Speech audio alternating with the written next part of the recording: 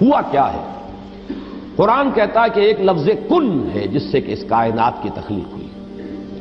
اللہ تعالیٰ کے اس ایک حرف کن نے سب سے پہلی شکل جو اختیار کی ہے وہ وہی پارٹیکلز ہیں نور کے، سب سے چھوٹے چھوٹے پارٹیکلز۔ یہ خنک نور کا دور ہے جس میں کہ حرارت نہیں تھی، گرمی نہیں تھی، ٹھنڈی روشنی، ایک بسیط نور تھا کہ جو اس حرف کن کے ذریعے سے وجود میں آیا۔ یہ جو دور ہے خنک نور کا، ذہن میں رکھیے، اس میں ابھی حرارت نہیں ہے، اس میں گرمی نہیں ہے، جو بھی ہے اندر پوشیدہ ہے اس کے، وہ بعد کا مرحلہ آئے گا جب میں عرض کروں گا۔ اس خنک نور کے دور ہی میں دو چیزیں اللہ نے اس سے پیدا کی جو صاحب شعور اور صاحب تشخص ہے۔ ایک ارواح انسانیہ، وہ بھی نورانی ہے، اس نور سے بنی۔ دوسرے ملائکہ، وہ بھی نورانی ہے اور اس نور سے بنے۔ سب سے پہلے اللہ نے حضور صلی اللہ علیہ وسلم کی روح کو پیدا کیا، کیونکہ ابتدائی مرحلہ یہی ہے۔ یہ خلق نور کا دور ہے جبکہ ابھی نہ کوئی ناری کرے تھے، نہ کہیں کسی طرح کی خاک وغیرہ کا کوئی مسئلہ تھا۔ اس کائنات میں اللہ تعالیٰ کے حرف کن نے ایک خنک روشنی کی شکل اختیار کی تھی، اس سے پیدا کی گئی ارواح انسانیہ، انہی میں ایک روح محمدی ہے صلی اللہ علیہ وسلم۔ تو اگر سب سے پہلے اللہ نے اسی کو بنایا ہو تو اس میں کوئی حرج واقع نہیں ہوتا، وہ بھی مخلوق ہے، وہ بھی اللہ کے بنانے سے وجود میں آئی ہے۔ صرف ایک تقدم زمانی اسے حاصل ہے کہ سب سے پہلے اللہ نے نبی اکرم صلی اللہ علیہ وسلم کی اس روح مبارک کو اس نور سے پیدا کیا، لیکن اسی نور سے تمام انسانوں کی ارواح پیدا کی گئی، اور انہی سے وہ عہد لیا گیا تھا لست بربکم قالوا بلی، اور اسی نور سے ملائکہ پیدا کیے گئے ہیں، جس کے بارے میں حدیث میں آپ کو بتا چکا ہوں کہ حضرت عائشہ صدیقہ رضی اللہ تعالی عنہ سے مروی ہے حضور کا یہ قول کہ اللہ تعالیٰ نے فرشتوں کو نور سے پیدا کیا۔ اس کے بعد تنزل کا مرحلہ آتا ہے۔ اب تنزل کس میں ہو رہا ہے؟ تنزل ذات باری تعالیٰ میں نہیں ہے، معاذ اللہ ثم معاذ اللہ، یہ اللہ تعالیٰ کے ایک امر کن کی جو شکل ہوئی ہے، در حقیقت اب اس میں تنزل ہو رہا ہے۔ وہ دوسرا تنزل جو ہے وہ یہ ہے کہ اس خنک نور میں بڑے بڑے ایکسپلوژنز ہوئے ہیں اور ناری کرے وجود میں آئے۔ یہ ذہن میں رکھیے کہ ایک شے ہے، اس کے اندر کوئی حرارت مخفی ہے، ظاہر نہیں ہو رہی۔ ایٹمز ہیں، ایٹمز کے اندر بہت بڑی انرجی ہے، ظاہر نہیں ہو رہی۔ اس خنک نور کے اندر بھی وہ انرجی موجود تھی لیکن انسولیٹڈ تھی، اس کا ظہور نہیں تھا۔ لیکن جب ایکسپلوژنز ہوئے ہیں تو پھر یہ کہ بڑے بڑے ناری کرے وجود میں آئے۔ یہی ناری کرے ہیں جن کو ہم سورج کہتے ہیں، بہت بڑا ناری کرہ ہے سورج، اس کے اندر کمبسشن کا عمل چل رہا ہے، عمل احراق ہے، اس کی حرارت کا ہم تصور نہیں کر سکتے۔ بڑے اور نہ معلوم کتنے سورج ہیں اس کائنات میں، یہ نہ سمجھیے کہ ایک ہی سورج ہے۔ یہ ایک سورج کے گرد ہمارا جو یہ ہے ایک سولر سسٹم ہے، کنبہ ہے اس کا، کہ اس کے گرد جو ہے یہ سیارے چکر لگا رہے ہیں، کرے ہیں، اور نہ معلوم کتنے سورج ہیں۔ پھر ایک سورج ہے اور ایک ستارے ہیں، ان ستاروں کے گرد یہ سورج اپنے کنبوں کو لے کر چکر لگا رہے ہیں۔ بہرحال ہم یہاں پر جو ہے اصولاً جو بات سمجھنا چاہ رہے ہیں اس وقت وہ یہ ہے کہ یہ سیکنڈ سٹیج ہے، تنزل ہے یہ، کہ اب اس خنک نور میں جب ایکسپلوژنز ہوئے ہیں تو وہاں سے بڑے بڑے ناری کرے وجود میں آئے۔ یہ ایکسپلوژن کا لفظ میں جان بوجھ کر بول رہا ہوں، اس لیے کہ جدید سائنس میں، جدید فزکس میں ایک لفظ استعمال ہوتا ہے دی بگ بینگ تھیوری، اس کا نام ہی ہے دی بگ بینگ تھیوری، کہ ایسا معلوم ہوتا ہے کہ ایک وقت میں کوئی بہت بڑا دھماکہ ہوا جس سے کائنات وجود میں آئی۔ اب یہ دھماکہ جو ہے بگ بینگ تھیوری جو ہے، یا تو یہ ہے کہ اس کو تعبیر کیا جائے گا اس حرف کن سے، کن، وہ کن کیسا ہوگا جس نے اس پوری کائنات کو وجود بخشا ہے، اس کا ہم تصور نہیں کر سکتے۔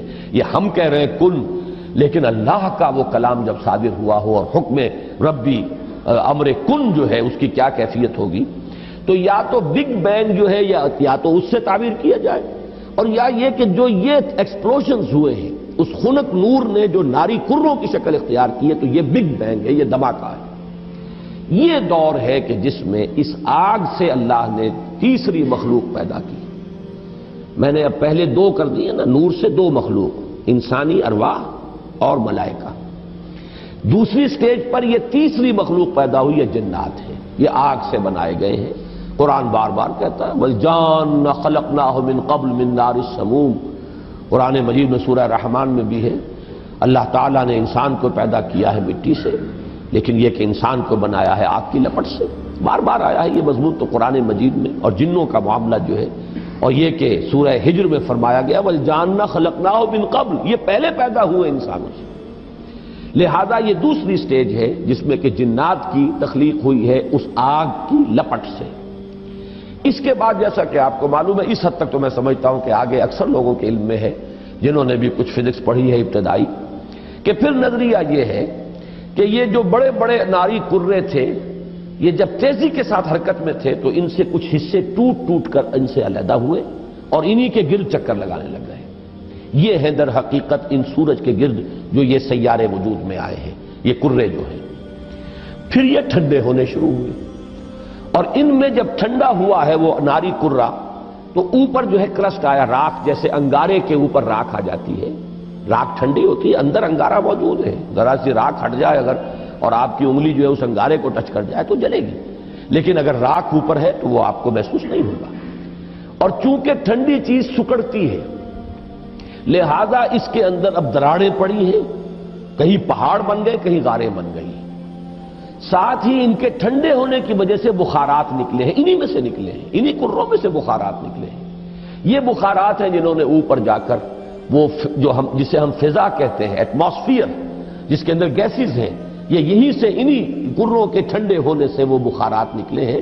جیسے کہ آپ اگر پانی ڈالتے ہیں آگ کے اوپر تو وہ ایک بھاپ بن کے اڑتی ہے، تو خیر یہ تو پانی آپ نے ڈالا ہے، لیکن یہ کہ فضائی وہ جو کرے تھے آگ کے وہ خود ٹھنڈے ہوئے ہیں تو ان میں سے بخارات نکلے ہیں، ان میں سے جو گیسز خارج ہوئی ہیں انہوں نے ایٹماسفیئر بنایا ہے۔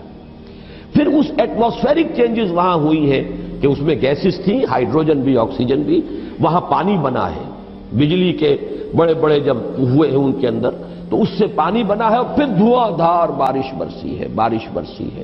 اب جو ہمارے ہاں یہ جو اعداد آتے ہیں لاکھوں برس تک بارش ہی برستی رہی، نتیجہ یہ ہوا کہ جو جگہیں نشیبی تھی ان میں پانی بھر گیا، سمندر وجود میں آ گئے۔ اب جہاں سمندر اور مٹی کا باہمی ربط تھا، یہ جو دلدلی علاقے کہلاتے ہیں، یہاں وہ ان آرگینک کمپاؤنڈز نے آرگینک کمپاؤنڈز کی شکل اختیار کی، یہاں سے حیات ارضی کا آغاز ہوا۔ وہ حیات نباتاتی بھی ہے اور وہ حیات حیواناتی بھی ہے، یہاں سے اس کا آغاز ہوا۔ گویا کہ کل حیوانات اور کل نباتات جو کرۂ ارضی پر موجود ہیں وہ سب کے سب در حقیقت اسی کرسٹ آف دی ارتھ سے وجود میں آئے ہیں۔ پانی اور اس مٹی کا امتزاج اور دلدل کی شکل اس کا بن جانا، اور وہاں سے ان آرگینک کی بجائے آرگینک کمپاؤنڈز کا وجود میں آنا، اور اس سے حیات کا آغاز، خواہ وہ نباتاتی حیات ہو اور خواہ وہ حیواناتی حیات ہو۔ اس حیات کا ارتقاء ہے کہ جو پھر انسان تک پہنچا ہے، وہ اس حیات، سمجھیے کہ حیات ارضی چاہے نباتاتی ہو اور چاہے حیواناتی ہو، اس کی چوٹی کی جو شخصیت ہے وہ انسان ہے۔ کیونکہ قرآن مجید بھی یہی کہتا ہے، انسان کو مٹی سے بنایا، کہیں کہتا ہے مٹی تراب سے بنایا، کہیں کہتا ہے تین سے بنایا، تین گارے کو کہتے ہیں، گارا جب مٹی کے اندر پانی ملا کے گوندھ دیا جائے تو گارا بنا، کہیں کہتا ہے تین لازب سے بنایا، وہ گارا اگر پڑا رہے تو اس میں چپچپاہٹ پیدا ہو جاتی ہے، خاص طور پر آرگینک اگر آپ اس میں میٹیریل ڈال دیں گے تو جیسے کہ پرانے زمانے میں لیپنے پوتنے کے لیے وہ تغار تیار کیے جاتے تھے تو مٹی جو ہے اس میں توڑی ملا دیتے تھے تاکہ اس کے اندر جو ہے وہ تبخیر کا عمل ہو، اور اس کے نتیجے میں پھر وہاں پر جو ہے وہ لیس پیدا ہوتا ہے تاکہ پھر اگر آپ اس سے پلسٹر کریں گے تو وہ ٹوٹے گا نہیں، کریک نہیں ہوگا۔ اگر ویسا گارا ہوگا تو اس سے پلسٹر کریں گے تو کریک ہو جائے گا۔ تو یہ لیس تین لازب۔ پھر کہیں کہا گیا ہے کہ وہ سوکھ کر کھنکھنانے لگا، من حمئ مسنون۔ اس کو اگر آپ دیکھیں گے جا کر تو دلدلی علاقوں کے اندر اوپر ایسی سطح بن گئی ہوتی ہے کہ جیسے بالکل وہ فلیکس ہیں اور پلیٹیں پڑی ہوئی ہے ٹوٹنے والی اور بجنے والی، کھنکنے والی۔ تو یہ مختلف الفاظ جو قرآن مجید نے استعمال کیے ہیں ان کا بڑا قریبی ایک تعلق ہے ان تمام چیزوں کے ساتھ۔ اب یہاں سے جو انسان بنا ہے، اور یہ میں عرض کر چکا ہوں اس سے پہلے سورہ نوح میں بھی چونکہ یہ مضمون آ چکا ہے، واللہ انبتکم من الارض نباتا، اللہ نے تو تمہیں اگایا ہے زمین سے جیسے اگایا جاتا ہے۔ تو یہ جو ایوولوشن ٹری ہے اس میں اصل شے ہے امر رب، جب بھی چینج آئی ہے اللہ کے حکم سے آئی ہے، یہی امر رب ڈاروین کو معلوم نہیں، اسی کی تلاش کے اندر اس نے وہ تھیوری بنائی، سروائیول آف دی فٹسٹ اور اسٹرگل فار ایگزسٹنس، اور پھر یہ کہ ایکوائرڈ کیریکٹرز کا تھرو ہیریڈیٹی جو ہے منتقل ہو جانا اگلی نسل کو، اور اس کے ایکومولیشن سے نئی ایک نو کا وجود میں آ جانا، یہ پورا فلسفہ ہے ڈارون کا، اور یہ ثابت نہیں ہو سکا آج تک۔ البتہ ارتقاء وہ میں عرض کر چکا ہوں، اس کو تو مسلمانوں نے سب سے پہلے حکماء جو ہے ابن مسکوہ اور مولانا روم سب سے پہلے ارتقاء کی بات کرنے والے تو وہ ہیں۔ لہذا یہ جو عمل ہے اس میں امر رب ہے ہر جگہ پر کہ جس نے کہ کام کیا ہے ایک سے دوسری چینج میں، لیکن نتیجہ کیا ہوا ہے؟ حیوان انسان وجود میں آ گیا۔ یہ انسان نہیں ہے، حیوان انسان ہے۔ انسان تب بنتا ہے جب وہ پہلی سٹیج کی روح اس انسان کے ساتھ، حیوان انسان کے ساتھ لا کر ملائی جاتی ہے، تب انسان وجود میں آیا ہے۔ یہ ہے در حقیقت جو ایک آنکھ بند ہے جدید سائنس کی اور جدید فکر کی اور جدید فلسفے کی، وہ اس سے واقف نہیں، وہ حیوان انسان کو جانتا ہے، ہومو سیپین سے واقف ہے، اس کے ارتقاء کی بحث کر رہا ہے۔ ہمارے نزدیک انسان در حقیقت صرف حیوان نہیں ہے، حیوان انسان ہومو سیپینز اس کا بایولوجیکل نیم آپ رکھ دیجئے، وہ چاہے اس ارتقاء کے عمل سے وجود میں آیا ہو، لیکن وہ روح جو اس میں پھونکی گئی ہے، فَإِذَا سَوَّيْتُهُ وَنَفَخْتُ فِيهِ مِن رُّوحِي فَقَعُوا لَهُ سَاجِدِينَ، تو جب میں اس کو پوری طرح تیار کر لوں، نوک پلک سنوار دوں اور اس میں اپنی روح میں سے پھونک دوں تو گر پڑنا اس کے سامنے سجدے میں۔ تو در حقیقت مقام جو ہے انسان کا، اس کی جو عظمت ہے، اس کی جو بلندی ہے، اس کی جو رفعت شان ہے، وہ جو مسجود ملائک بنا ہے، تو اس حیوانی وجود کی بنیاد پر نہیں بلکہ در حقیقت اس روح ربانی کی بنیاد پر جو اس میں پھونکی گئی۔ یہ ہے سارا تھیسس، اس کو اچھی طرح سمجھ لیں، اس میں ساری چیزیں فٹ بیٹھ گئی۔ سائنس کے ساتھ ہر سٹیج پر کوریلیشن ہے۔ نمبر 2، قرآن کے ساتھ کہیں کوئی تصادم نہیں ہے۔ وہ آگ سے بنائے گئے، یہ خاک سے بنائے گئے۔ انسان کا چونکہ یہ ظاہری وجود جو ہے جسمانی، وہ تو خاک سے بنا، مٹی سے بنا، پانی سے بنا، یہی عناصر اربعہ جو ہے اس کے اندر لگائے گئے ہیں۔ البتہ جو انسان کا اصل مقام ہے وہ اس روح کی وجہ سے ہے۔ اب اس کو جان لیجئے کہ چونکہ یہ میں سورہ رحمان کے درس میں تفصیل سے واضح کر چکا ہوں، اس لیے کہ مولانا امین احسن اصلاحی صاحب نے اس مقام پر بڑی زبردست ٹھوکر کھائی ہے۔ ہمارا اجماعی عقیدہ رہا ہے سلف میں کہ جنات پر وحی نہیں ہوتی، جنات میں کوئی نبی نہیں ہوتے، نہ کبھی ہوئے ہیں، اور وہ بھی تابع ہوتے ہیں جو انسانوں میں نبی اور رسول آتے رہے۔ اور ان دونوں مقامات سے بھی ثابت ہو جائے گا۔ یہ میں تو حیران ہوں کہ اصلاحی صاحب نے اتنی بڑی ٹھوکر کیسے کھائی ہے، لیکن بڑا آدمی جب ٹھوکر کھاتا تو بڑی ہی کھاتا، پھر وہ چھوٹی ٹھوکر نہیں ہوتی۔ تو یہ ہمارا اجماعی عقیدہ ہے اور 100% درست ہے۔ اس کی وجہ کیا ہے کہ در حقیقت جن میں روح نہیں ہے، وہ روح وہ تو اس پہلی سٹیج کی شے ہے، جبکہ جنات کی تخلیق سیکنڈ سٹیج پر ہوئی ہے، وہ محض ناری ہے۔ لیکن انسان محض خاکی نہیں ہے، خاکی جمع نوری ہے، اس کے اندر وہ جو روح جو ہے وہ تو نوری ہے۔ آدمی زیادہ طرفہ معجونس از فرشتہ سرشتہ وز حیوان، بڑا پیارا شعر سینکڑوں برس پہلے کہہ گئے شیخ سعدی۔ یہ آدمی زیادہ عجیب معجون مرکب ہے، اس کے اندر دو چیزیں ہیں، حیوان بھی ہے، فرشتہ بھی ہے۔ اب دیکھیں کس قدر صحیح شعر ہے۔ حیوان انسان مٹی سے بنا ہے، وہ حیات ارضی کی ایک شے ہے، ارتقاء یافتہ شکل ہے، لیکن یہ کہ جو وہ اصل روحانی وجود ہے اس کا، وہ فرشتوں کا ہم پلہ ہے، ہم سر ہے، بلکہ فرشتوں سے افضل ہے، اس لیے کہ فرشتوں کو تو ان کے سامنے جھکایا گیا ہے۔ ڈٹے رہے قرآن کے ساتھ، قرآن کے کسی شے کے ساتھ تصادم نہ ہونے پائے۔ اگر کہیں ہو رہا ہے تو ہم یہ کہیں گے کہ قرآن صحیح ہے اور سائنس غلط ہے۔ ہو سکتا ہے کہ ابھی اور سائنس ترقی کرے تو وہ وہاں تک پہنچ سکے جہاں تک کہ ہمیں قرآن پہنچا رہا ہے۔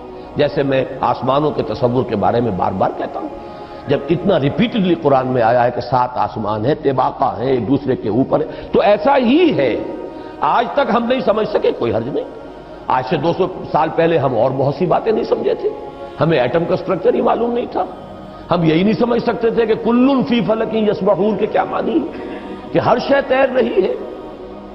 یہاں تو ثبات ایک تغیر کو ہے زمانے میں، سکون محال ہے قدرت کے کارخانے میں۔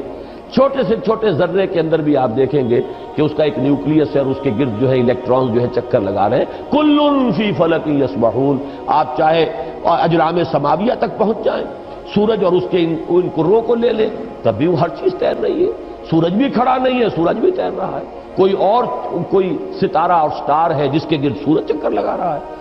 کبھی ہم نے یہ سمجھا کہ سورج کھڑا ہوا ہے، کبھی ہم نے سمجھا سورج چلتا ہے، زمین کھڑی ہوئی ہے۔ یہ ہمارے علم کے ادوار تھے، یا یوں کہیے علم کے نہیں جہالت کے ادوار تھے۔ لیکن آج علم انسانی یہاں تک پہنچ گیا کہ کوئی شے کھڑی نہیں ہے، ہر شے تیر رہی ہے۔ اب معلوم ہوا قرآن مجید میں ایک سے زائد جگہ پر آیا کل فی فلک یسبحون، ہر شے اپنے مدار کے اندر اپنی سطح کے اوپر تیر رہی ہے۔ اسی طریقے سے وقت آئے گا کہ جب کہ ہمیں معلوم ہوگا کہ یہ بات تھی جو آج ہمیں معلوم ہوئی، جو قرآن 7 آسمانوں کے حوالے سے بار بار کہتا ہے۔ تو جہاں سائنس جو ہے وہ ہمیں قرآن مجید سے ٹکراتی بھی محسوس ہو، وہاں ہمارا معاملہ یہ ہوگا کہ ہم قرآن پر ایمان کو محکم رکھیں گے، ہم سمجھیں گے یہ آیت متشابہات میں سے ہے، اس کا مفہوم ابھی ہم نہیں سمجھ سکتے، لیکن ہمارا ایمان آمنا بہ کل من عند ربنا، یہ پورا قرآن متشابہات ہوں یا محکمات ہوں ہمارے رب کی طرف سے ہے، ہم سب پر ایمان رکھتے ہیں۔